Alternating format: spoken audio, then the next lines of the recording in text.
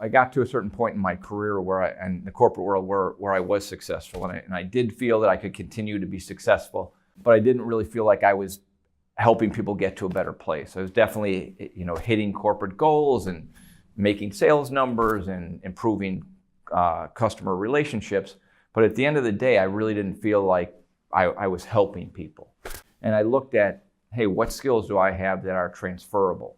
And I knew from an overall process perspective that I understood the financial world.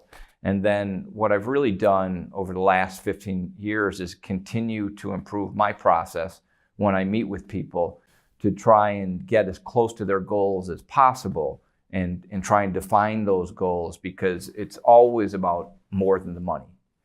Yes, we're going to talk about money, and yes, I'm going to ask you how your money is invested, and I'm going to ask you about your risk level and all those things. But what I also want to understand is what's important to you, and where should we take this? If we're sitting here 15 years from now, what does success look like for you?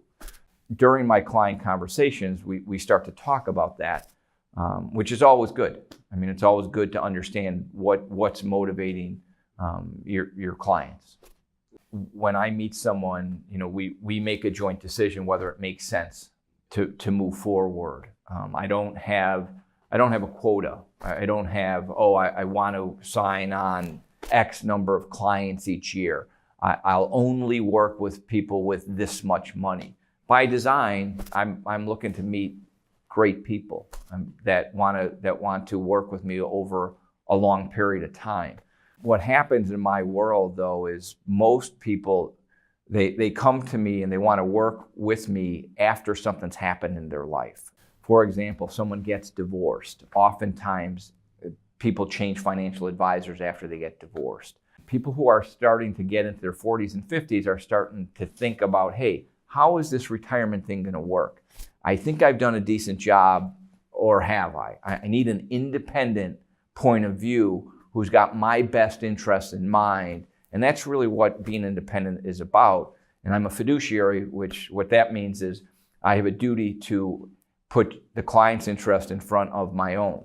So that's done throughout my process. About 60% of my current clients are married couples, and then the other 40% are single, divorced, or widowed. And those bring different dynamics to the conversation too. The married couples often have more income, but they also have more things to accomplish. It might be around education funding. On the flip side, with that other 40% who are single, divorced, or widowed, they bear more of the financial burden, and they need to figure out things for themselves. And I can provide guidance there based on what others are doing, but also what makes sense for them. So that they're more comfortable moving forward. They don't feel like they're alone in the journey.